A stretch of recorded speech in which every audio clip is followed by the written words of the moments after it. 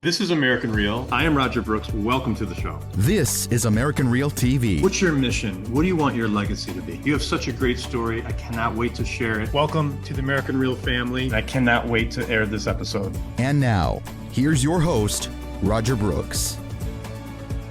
If we're honest, most people aren't aging, they're slowly breaking.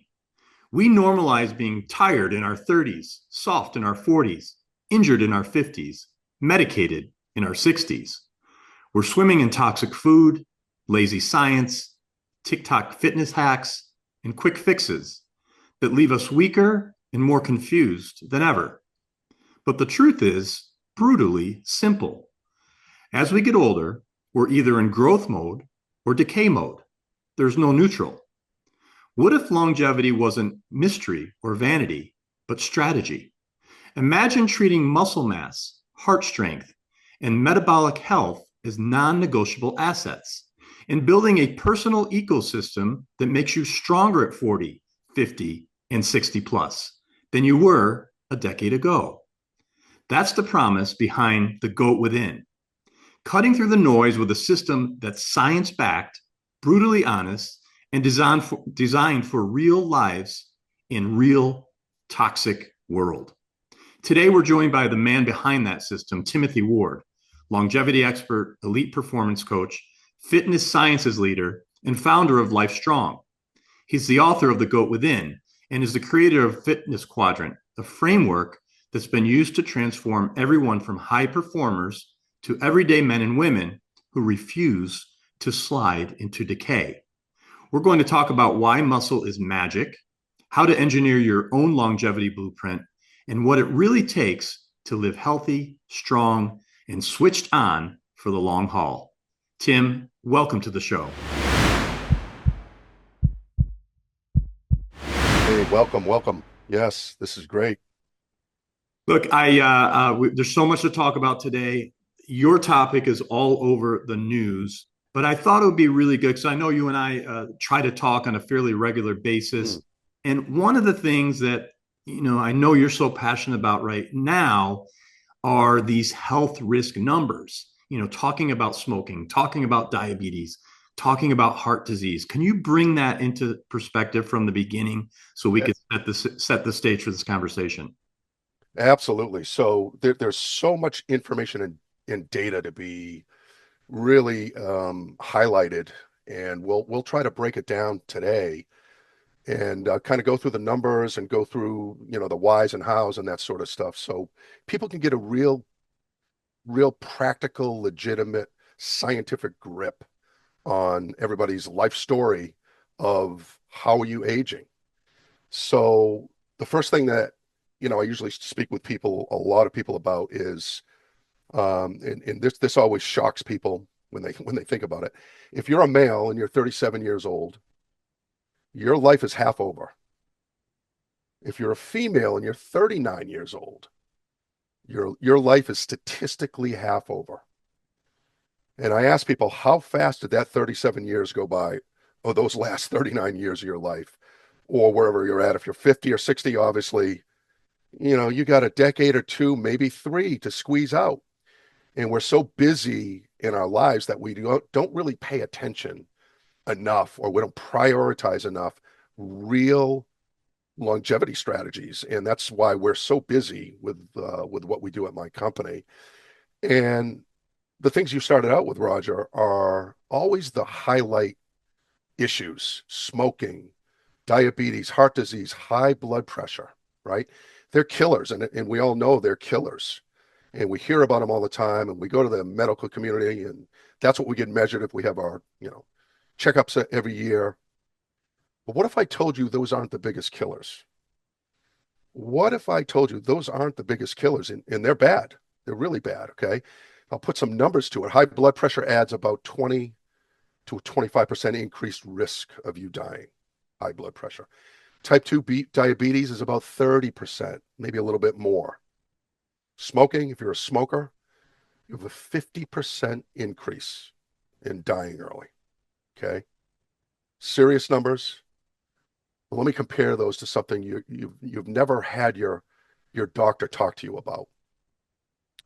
Let me talk to you about strength and VO2 max. Okay, if you're weak, meaning you have low muscular strength and you're losing your strength as you age, you're carrying a 250% higher risk of death. 250%.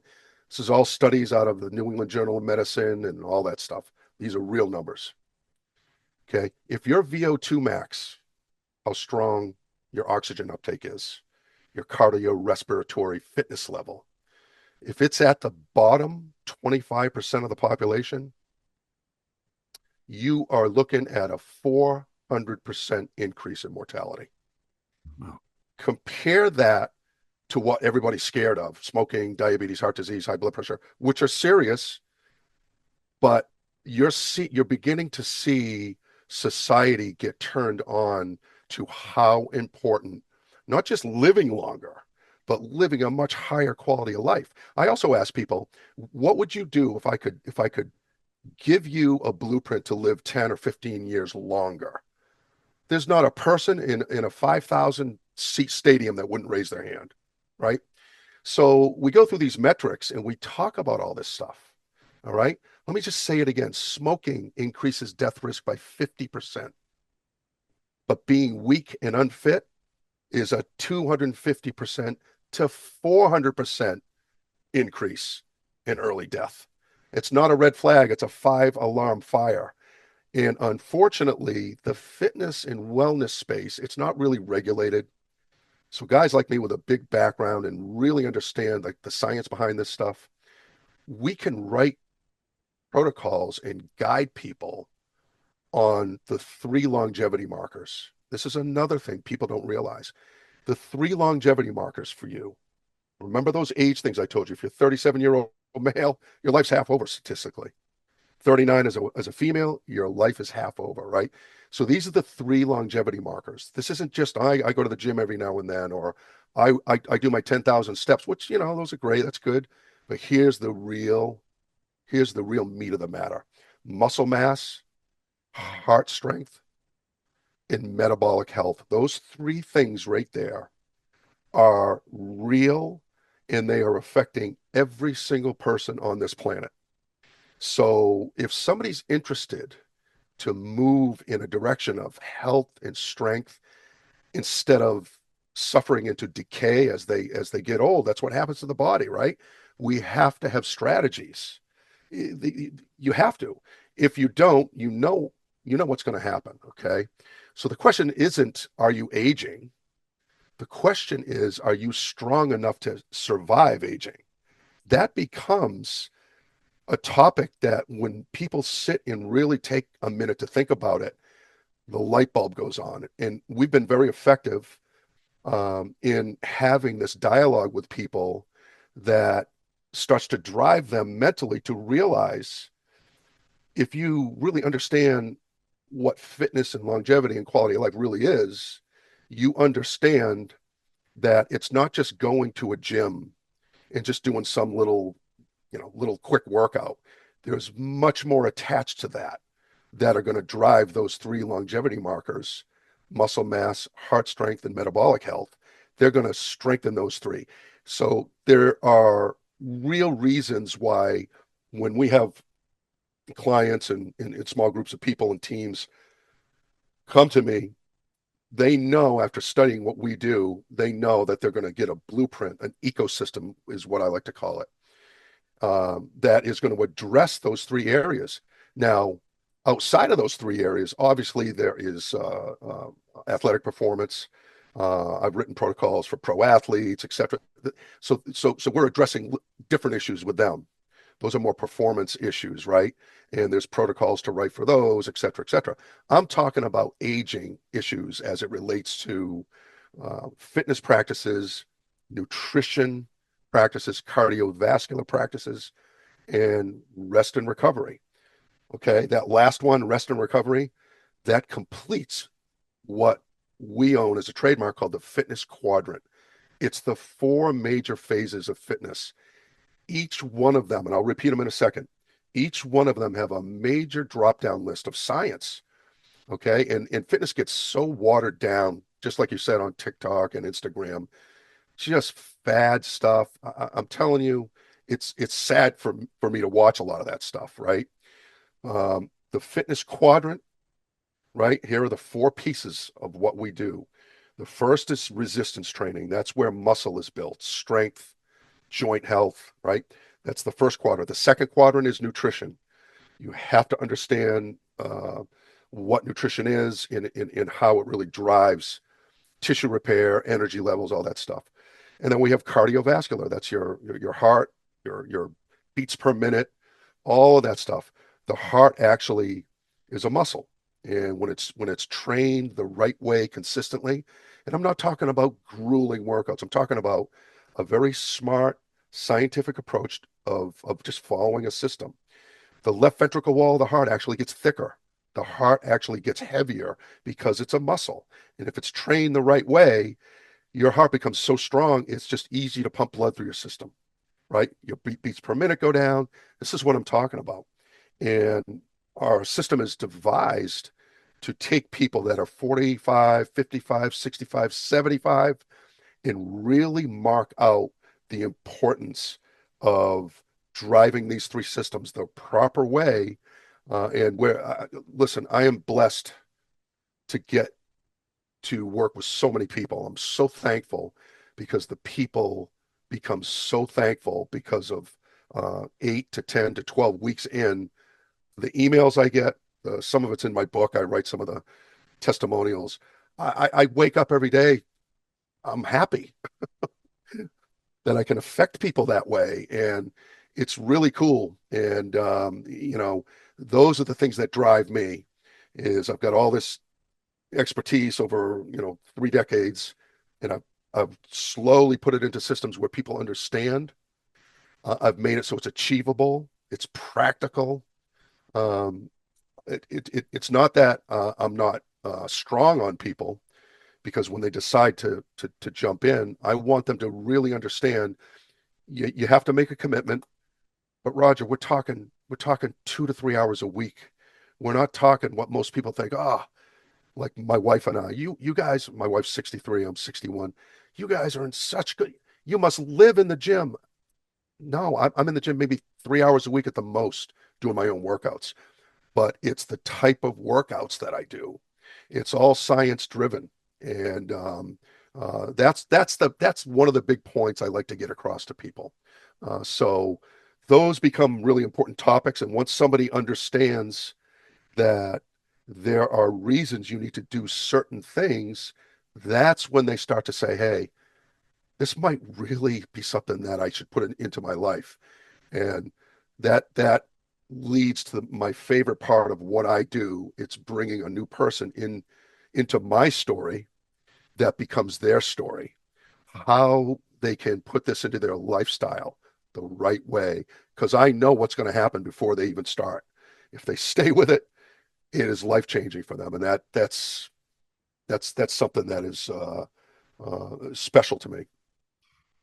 Amazing, Tim. Amazing. So let's try to, most people that I know and associate with, they typically don't make a change in their life unless something drastic happens, right? So, and we could all look at our own families and things have happened. People have heart attacks, people get sick, and then they start doing something.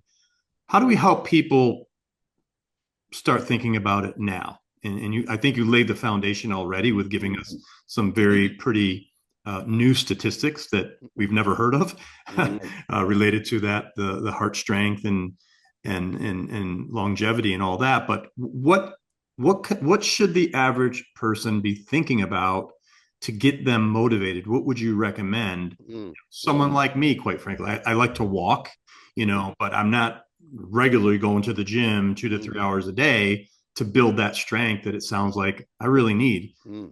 as well as everyone else. No, it's a great question. It's a question that um, really a lot of people once they get turned on to some of the information I just talked about, they start thinking, "What about me?" And that, in the book that I write about this very thing at the beginning. What about you? What are you doing to address some of these issues? So, um, I always encourage people to don't come down on yourself too hard. Life is busy, especially if you have kids and a family and a career, things happen, but I beg them to make time for themselves, right? And the word that comes to mind to answer your question is, I use it in the book a lot, is preemptive. If you can get somebody, maybe one of your listeners or just people in general that are, hear me, if you can adopt a mindset of being preemptive, I mean, it works for everything in our life, but especially with your fitness. Look, if you can get ahead of the wave, get ahead of the curve, as we age, we know what's going to happen. Be preemptive. Don't let the wave crash on you before it comes so late that you've lost a lot of what you could have saved. So I tell people the best strategy, if because I work with younger people as well, not as much these days because it's mostly people 45 to 75 I work with, but a lot of young people, 30, 35, 40 years old, I'm like, don't ever stop going to the gym. That's part of that preemptive angle. Most of them don't really work out in a what I would deem as a high level because they just don't have the knowledge.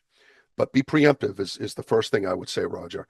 If you're a walker, if that's one of your ways currently that you try to get out and get your body moving, I have people in their 80s that I train that have completely turned around. They've gained muscle, they've lost fat, their bones are denser and stronger. Their doctors are freaking out at their 12-month checkups.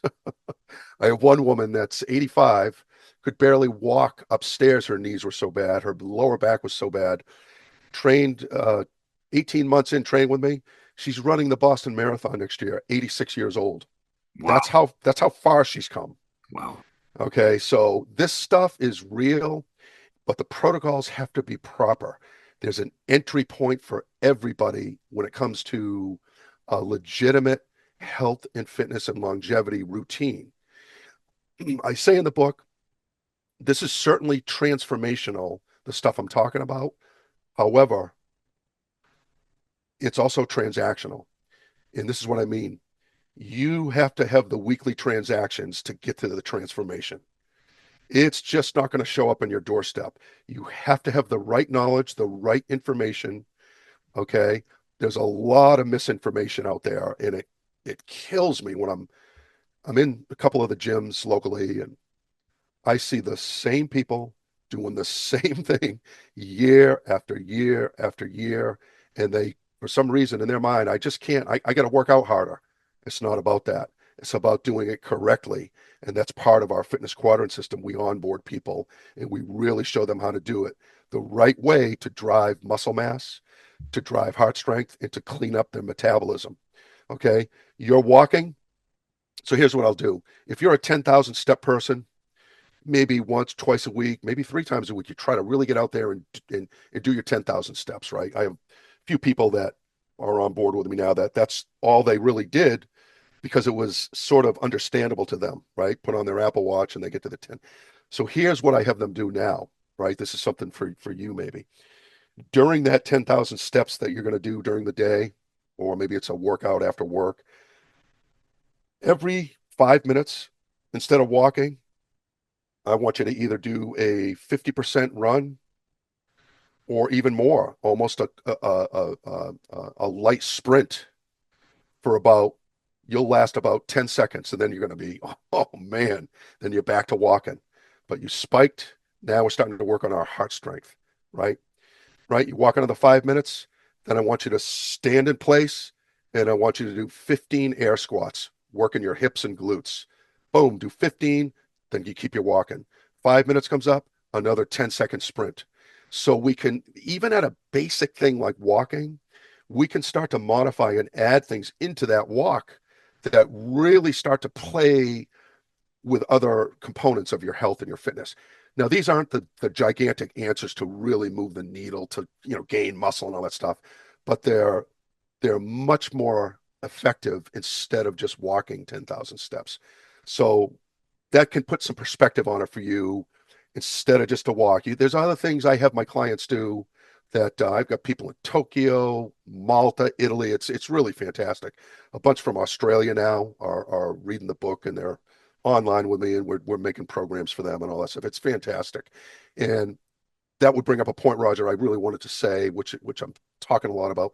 Fitness and wellness, it's borderless. It doesn't matter what country you live in. It doesn't matter if you're male, female. Everybody's after the same thing. They want to feel good. They want to age strong. And I think you're going to see a real explosion in this side of fitness. Obviously, we're already starting to see it, but I mean, once mainstream really starts to dig in and understand this stuff, it's going to be unstoppable, and you're going to see a lot of success stories out of this. That's great. No, and that leads me to my next question, which was about what's in the news, right? With this, with Make America Healthy Again. Mm. RFK Jr. started that. What are your overall thoughts? I mean, obviously, it's good for people to be healthy and be more conscious about our food and activity. Mm. But can you expand upon what we're seeing, say, in the news and what the administration is trying to do versus how that may affect, the average person day to day? Great question. Huge topic. Whether whether you're somebody that likes RFK or doesn't like him, to me that doesn't matter, right? I happen to really like him. So the first lesson in the book, and we'll talk quickly about it today, is our toxic world we live in. And it's the first thing I really lock in for people, because here's the deal. You could gain the knowledge or have somebody like me really onboard you and really show you how to work out the right way, write your programs that are personalized to you, all that stuff, right? You could be doing all that stuff, your cardio work, your resistance training, right? But if you're eating toxic food, it nullifies all of it. The food supply, the mass produced food supply, is incredibly toxic. I call it weapons of mass destruction in the book. And, hopefully people buy the book and read it more and more, right? Because I'm talking about things like I call it the four dark horsemen. Seed oils. When people start to understand what seed oils that are in 95% of everything, okay, packaged goods, restaurants use it. Seed oils are industrial lubricants. It was a byproduct, okay, of farming and manufacturing. Seed oils were used in industrial engines for the army and military, okay? And then somebody, we won't mention names, the big companies, hey, we could bleach this, we could get rid of the smell, we could add different chemicals to clean it up, and we could make 50 times the money on this, selling it as, hey, it's cooked vegetable oil. Oh, it's canola oil. I'm telling you, whoever's listening or whoever reads my book, the first thing I want you to do, if I had any control over you, you go in and get rid of every oil product in your house other than high quality olive oil or tallow or real butter. The very things they were telling everybody 30, 40 years ago, oh, that's going to cause heart disease. It was a lie. And when you drill down, all you got to do is Google it or buy my book, better yet, right? I go into what seed oils really are and what they really do. Some people are going to want to scream once they really realize how toxic they are to the human body. It creates massive inflation in your body, which opens up the door to diabetes, heart disease, cancer, and high blood pressure. What a surprise. It's the first four things we started out with. Seed oils are the number one culprit. You have to get rid of them. Okay. So that's one of the four dark horsemen. The other is sugar. And I know a lot of people have heard about this. Do you realize cancer cells thrive on sugar? They thrive on it. Okay. So you have to understand, and again, this is all in my book. I write about the different kinds of sugars. Most of them are chemical names. So the consumer really isn't aware what's on the label, right? Sugar, when it's combined with the third dark horseman, trans fats, basically fake fats, are a literal time bomb in your body. So we have seed oils, you have sugars, a lot of fake sugars and sweeteners with fake fat. I'm telling you, it is no surprise that the public is in a health crisis. You ever walk out, you ever go to the store, go to Rite Aid, go to, well, not Rite Aid anymore, they're out of business, but just general big stores, or you're out on the weekend, just take a look at people. How many people do you see are really fit? Watch them walk upstairs, right? It's a pandemic, right? I want to do my part as much as I can to try to get the knowledge base out there, try to educate people. There's a better way, there's a legitimate way for this to not be a part of your story about of your life, right? So the fourth thing is food dyes, which RFK is hitting all four of these four dark horsemen. I applaud him. I really, really applaud that guy because it's not easy what he's doing. So he really, really understands a lot of this stuff, and God bless him. He's making a difference. You see some of the big companies that are getting rid of food dyes, and by the way, those four dark horsemen are illegal substances in a lot of countries. They're illegal. Okay, There's like so countries like Italy, for example. I know. yes, yes, I just got interviewed in a major global magazine, big magazine. 200 countries the magazine is published in. So I had to really brush up on some of the global things on longevity, obesity, and so I dug in a little bit before the magazine did the interview for me, and what I found was astounding. Japan, Italy, Spain, incredible health metrics compared to the U.S. Their longevity, their life expectancy is around 84, 85 years old. U.S. is, down into the mid 70s. Um, Obesity rates, United States is the worst. The only area that beat us was South Africa. I mean, we are the lowest on the totem pole, the most wealthy, supposed smartest country in the world. Our obesity and weight, I don't know if you realize this, overweight and obesity, when you combine those two metrics, 71% of America is either overweight or obese. Hmm. Think about that. It's unbelievable. And look at young kids. They have the muffin tops. They're sucking down Gatorade, eating Kind bars, thinking they're healthy. Cliff bars. I'm telling you, it is all sugar and processed foods in those bars. All right. And these are the things that my clients they empty their closets once they get with us, or they watch our videos, or they get educated. I'm trying to have an impact on the world doing this stuff. And the more people that use our systems, the busier I'm getting because they're realizing how great they feel. And that's just such an awesome feeling.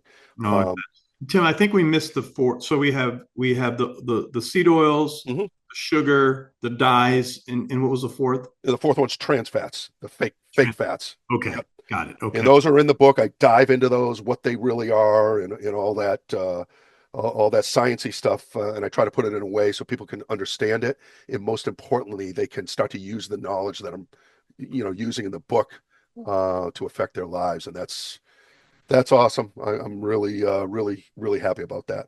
No, that's great. And let tell us tell us what you do. Like, what's an average day for Mm. you? Break it all down from what you eat to how you exercise. And I know not everyone's going to be at this level, but I'm sure, Yeah. I'm curious. I'm sure others listening to this and watching are curious as well. Yeah. So, I mean, that's a great question. It's asked a lot. What do you and your wife do, right? My wife is in the book. She's amazing. 63 years old. She looks like she's 35, and she doesn't really realize it, but we have lived this lifestyle for 35 years with my background. And now at our age, I'm 61, she's 63. People are like, there's no way you're 61, right? I mean, it's a great compliment, right? Absolutely. So I'm kind of itching my head now going, well, maybe I'm a bigger example than I realize. So everything I talk about, everything in the book, I live it. This is authenticity 101. It's not something I'm telling people to do. It's like, look, this stuff works. Okay. So my typical day, and this is an important thing for people to realize. I'm not in the gym doing my workouts 7 days a week like people think. How are you so ripped? And how are you? Wow, wow. I'm not. I work out 3 days a week, my resistance training, and it's 40 minutes on my workouts, but I know how to do it right. So I have another trademark. It's called modified interval training. And it's too much to go into on a podcast because it gets really deep into how muscle grows and how the patterns should work, how energy systems in our body, not like esoteric energy systems. I mean, real energy systems like glycogen, ATP, what anaerobic means, what aerobic means, what beta oxidation, how those energy systems really affect our muscle growth. Even at my age, 60, 70 years old, you can put 5 pounds of muscle on your body. The more muscle, the better. It's one of the most important tissues on your body. If you know how to do it right, you'll laugh. If I teach it to you, you're going to be like, wow, this really doesn't take up a lot of time. I understand it. And they're incredible little systems, right? So I'm 3 days a week. I do my resistance training, right? I usually do like full body workouts, right? Three major muscle groups: legs, chest, back. Then you have secondary muscle groups, which are like biceps, triceps, hamstrings. We'll call that a secondary group. Shoulders, right? Those are secondary muscles. Then we have stabilizer groups, all your core muscles, all the things that keep us upright and keep us mobile, right? So there's ways to put patterns in your training that can put your fitness through the roof if you do them the right way. And this is what we teach people, and we write these customized program for them depending on what their outcome is, right? So 3 days a week I do that. I don't fight jujitsu much anymore the last couple of years. I've been so busy writing a book. And so I'm not really rolling that much anymore. I'll get back into it and do that. The reason I say that is because that's big time cardiovascular work, right? So in place of that, I usually do at least once, probably twice a week. I do the stairmaster for my cardio. I love that because you have to step up on a step. It's not like a treadmill where you can kind of flop your legs, right? And I get into a certain heart rate zone, which I explain in the book how people can do. And it's basically for fat burning. All right. I incorporate sprints even on the stairs. Every 3 to 4 minutes, I'll crank it. So you know, I'm 92% VO2 max. And then I bring it down because I understand the importance of that, right? So it's 1 to 2 cardio bouts a week, 3 resistance training, and then we get to the eating, which is the 2x4s and nails of growing your body and repairing tissue. So in basics, I teach people the importance of protein, how to calculate it for yourself. You have to understand what a whole protein is. Radically, radically important. That has a huge drop-down list of ramifications. If you don't have enough whole protein, eggs, a good whey protein powder, red meat, chicken, turkey, all right? Those are the proteins that build and repair muscle tissue. And if you don't have those in adequate levels in your body, and I explain how that all works, and I teach people what that means, your body will go into a catabolic state. You'll actually lose muscle. So you have to have enough protein. That's a really big lesson for people. So if we're working out, doing our resistance training, we're sending the signal to the body. We're stressing out the muscle, right? The muscle's going to adapt. It wants to grow. It wants to add these little actin, these little contractile proteins, actin and myosin, they're called. They want more of them because we're asking the muscle, you need to get stronger. Well, if they don't have the building supplies, the 2x4s and nails, it can't make more fiber. So those two things are really important. And then that's the third thing is nutrition. The fourth thing, rest and recovery. There are different rest and recovery protocols we use. For instance, I'll give you a quick one.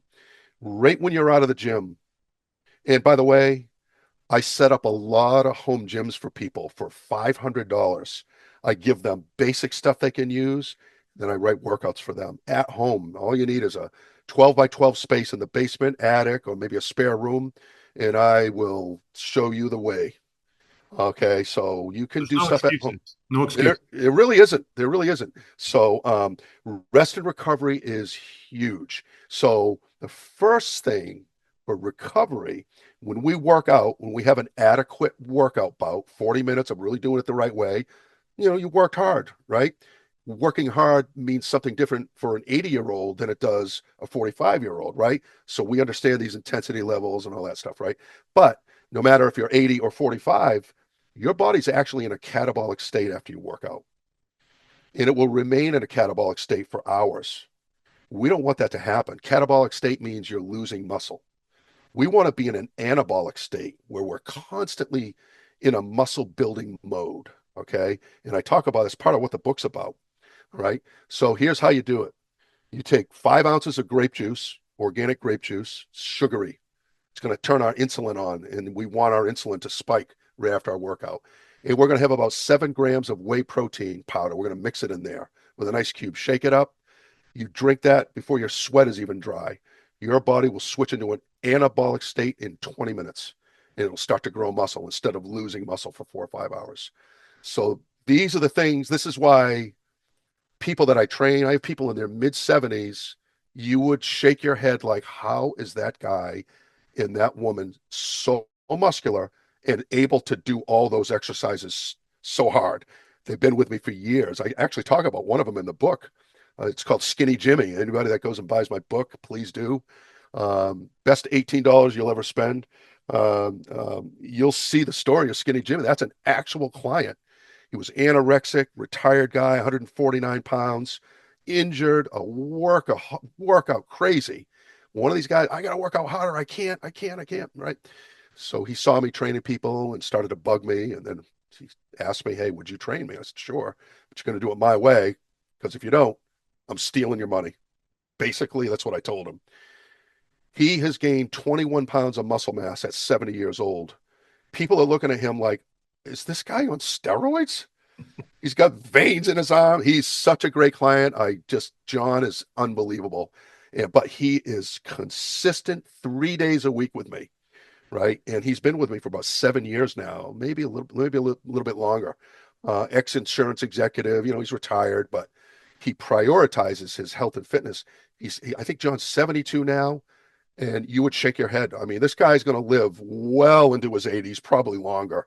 He follows everything I tell him, and I wish people could see this guy train and really get a glimpse, a sample of how I work with people. 45-minute workouts, but they're done the right way. The exercise movements are selected for a certain reason, the rep ranges, all that stuff. It's a big science. And this is part of why I get frustrated because the industry isn't regulated. You can get your trainer's license in 30 minutes on a Saturday.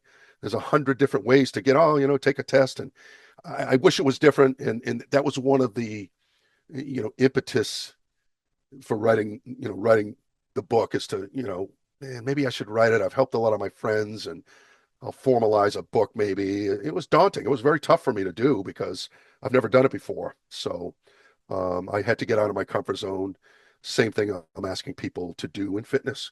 Get out of your comfort zone. The return on that investment is off the charts. So very important stuff. Yeah. And if we could go back real quick and then we'll get to the book.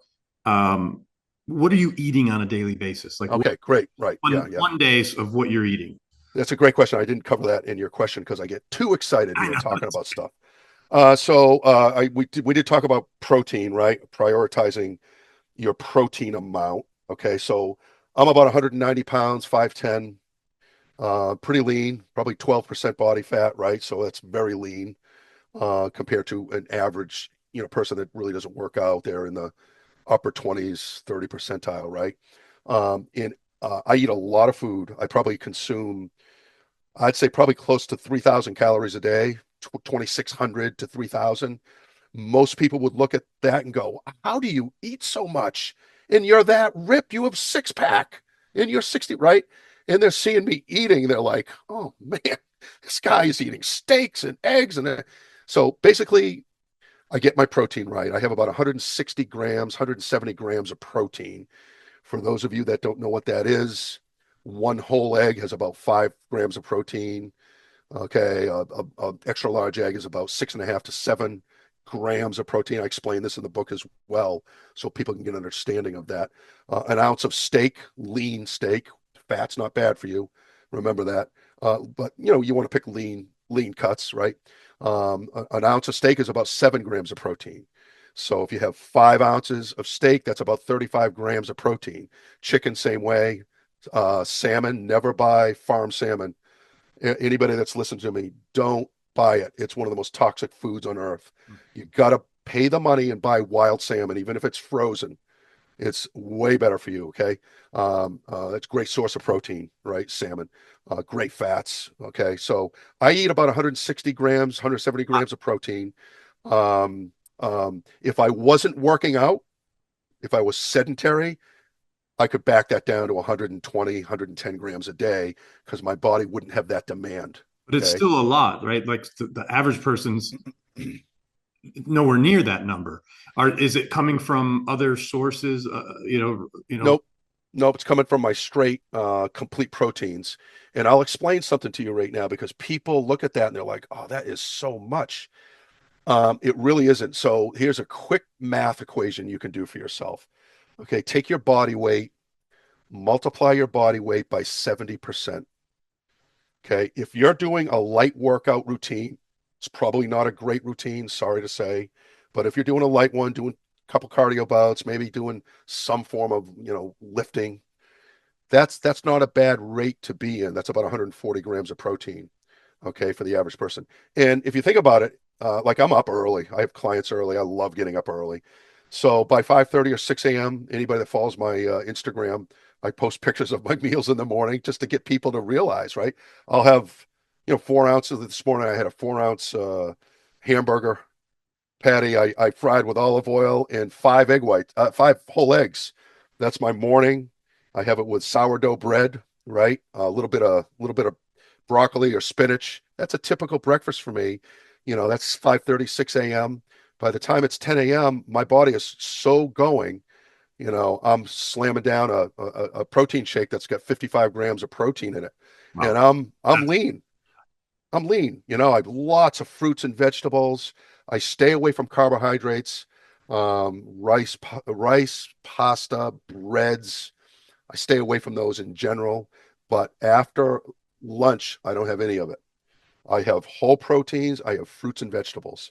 A lot of times at night, I'll grill a 10-ounce steak, 8-ounce steak. Okay. And I'll grill a big slice of fresh pineapple. I'll put olive oil, salt, and pepper on it, grill it along with asparagus. I'll have a pile of that with steak. That's all I eat.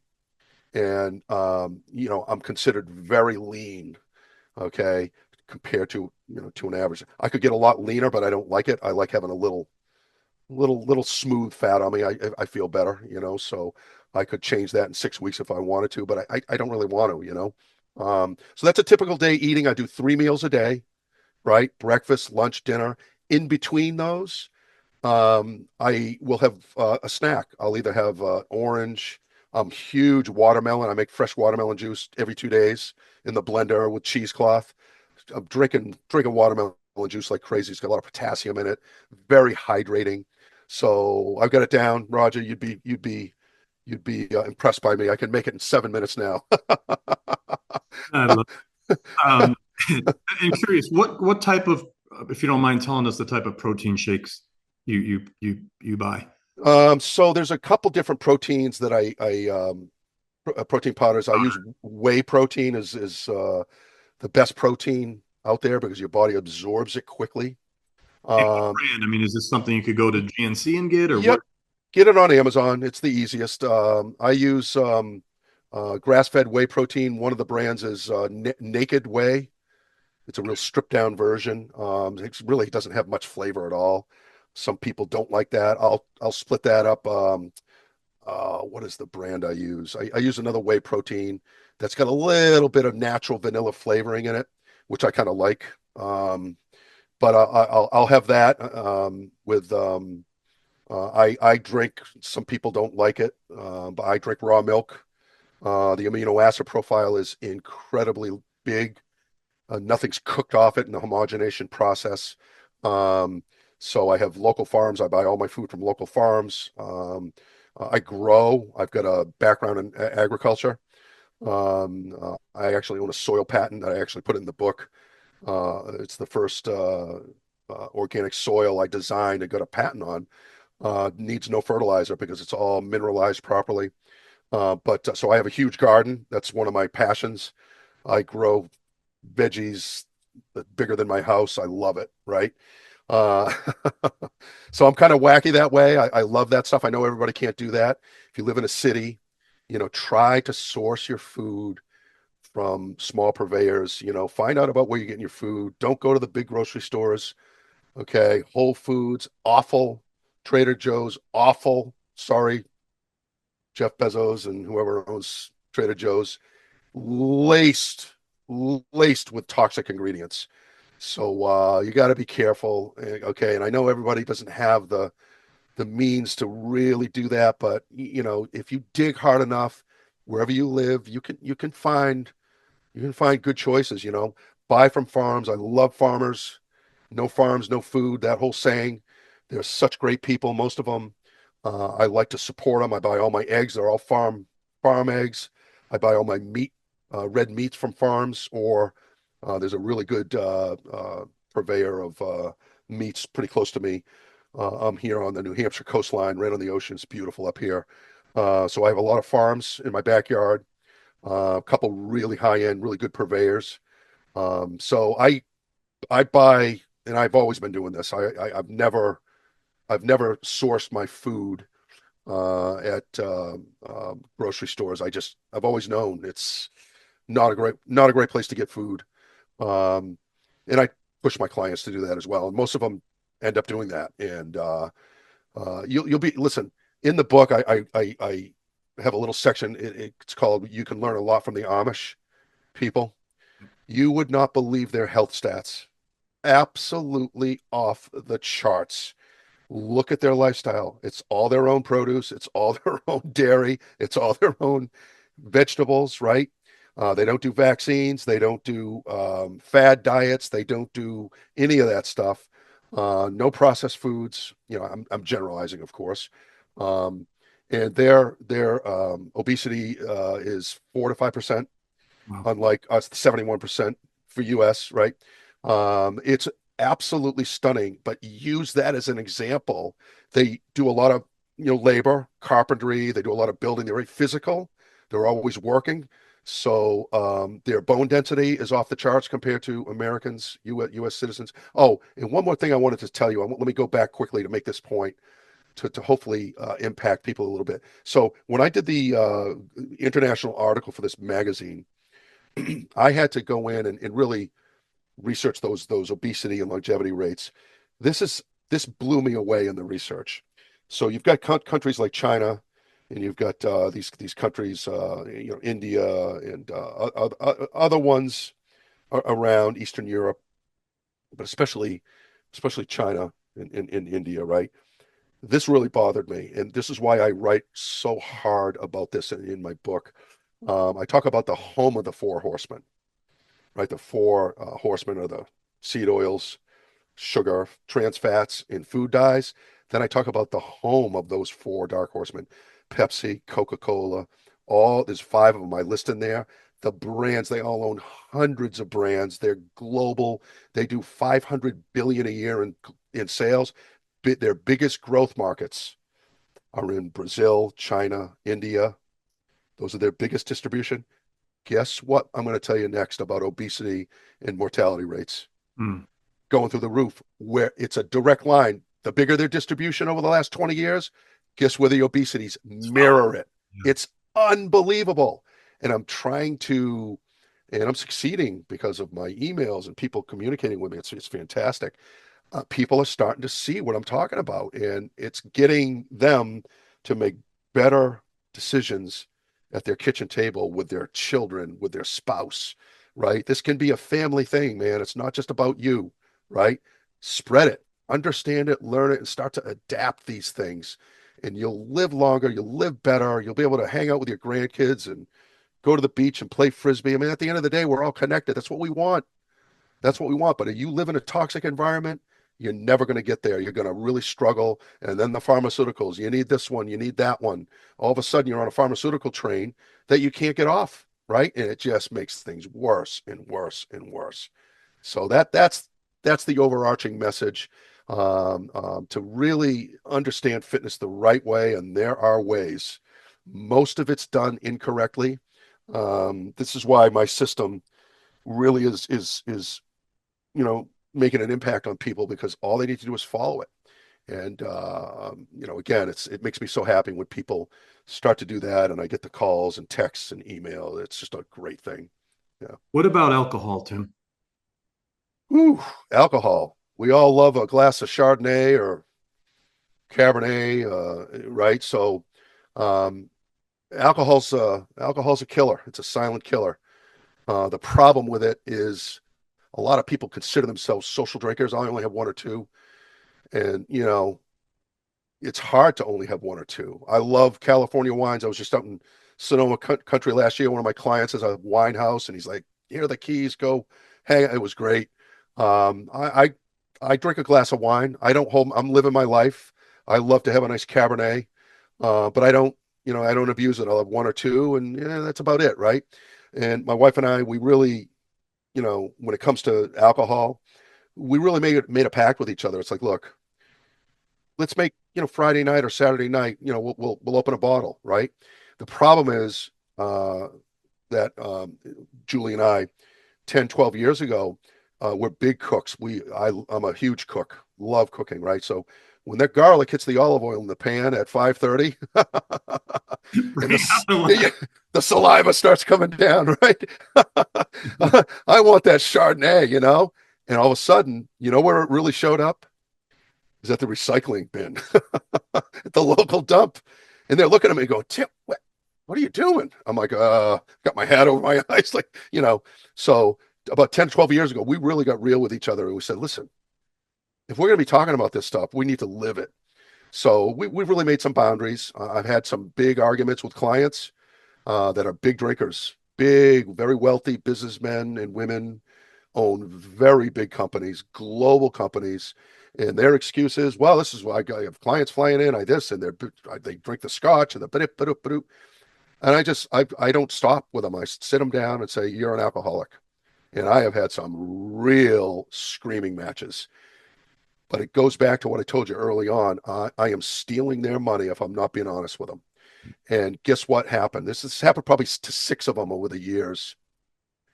Every single one of them came back to me and they say to me, you're right. I have a drinking problem, because I challenge them. You can't not have a drink for 2 weeks. I can too. And I this, but we're yelling because they want to lose that last 10 pounds on their gut, right? And then I say, okay, stop drinking for 1 week. Can't do it. They get back to me and they're like, you're right. I have a problem. And I said, it's oh, we all have problems. But it's my job to say, listen, man, you're following everything in that one thing, your alcohol. You go to your house, you have 8 bars in your house. you know you gotta realize it's a killer. It creates inflammation. It's sugars turn into fat. We know what happens when that gets repeated, 4, 5, 6 days a week. All of a sudden they lose muscle over a year, they gain an extra 7 pounds of fat. You're on the roller coaster, man. And that's when heart disease, all the things we started to talk about, that's what obesity brings in to the story. I'm trying to get you to lose fat and gain a little bit of muscle, right? And there's a distinct way that happens. It's not just going to Planet Fitness once a week and doing some of this and some of that. That's not going to work. It's a system. It's very high science. We do the blueprint. We don't ask people to learn the blueprint. We write it for them. We show them how to execute it. And it's again, I hate to keep saying it, but it's so exciting to see people literally in 12 weeks turn their lives around. It's unbelievable. So So, but what you're saying about the alcohol is you need to have very strict boundaries. So the Friday, Saturday night, you're yep, okay with that if you're doing a couple, yes, two, not yes, not 5 or 6. not 2 bottles, a couple glasses, Yep. Yep. and just try to be mindful of it. Okay, be honest with yourself. Get a lid on it, and try to bear down on yourself a little bit. And I never like taking things away from people. I find that can backfire. So I just try to tell people, listen, contain it, try to contain it, you know. So Excellent. Thank you. yeah. So the book is The Goat Within, Healthy and Strong or Sick and Weak by Timothy J. Ward. Tim, give us, before we get into the subject of the book itself, I know we touched on a lot of points Mm. today, but talk about the process. You said, oh, I had all this knowledge and information, and people told me, put it in a book. You did it. Congratulations. It's awesome. But tell us about that. How did you get it done? And what was that timetable like for you? Ooh, great question. Very challenging for me. I like challenges. So the book in total took about 18 months actually to from the very first keystroke to having it uploaded onto Amazon, which was a surreal day for me. I've never written a book before, so what I did early on, before I really even told anybody, hey, I'm going to write a book, I went and found a 10 module course. I don't know if it was on Facebook or Instagram. It's pretty inexpensive. It was from an author that had written a few books, and I listened to him. I was like, you know what? I'm not going to kid myself. I need some expertise here before I jump down this hole.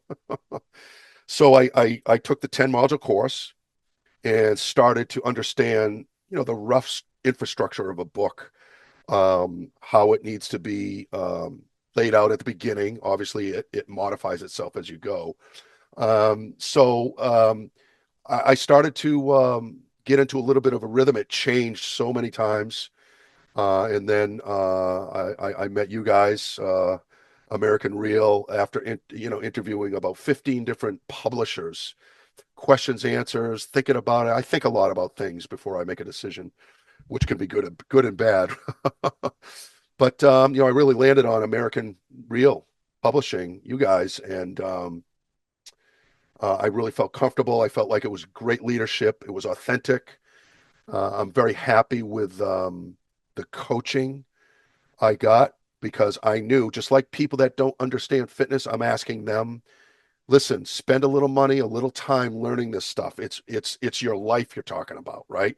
You'll spend 80 grand on a car, no problem, but you won't spend, 500 bucks on your fitness. Come on, right? So the book, the very first question that I got asked, are you coachable?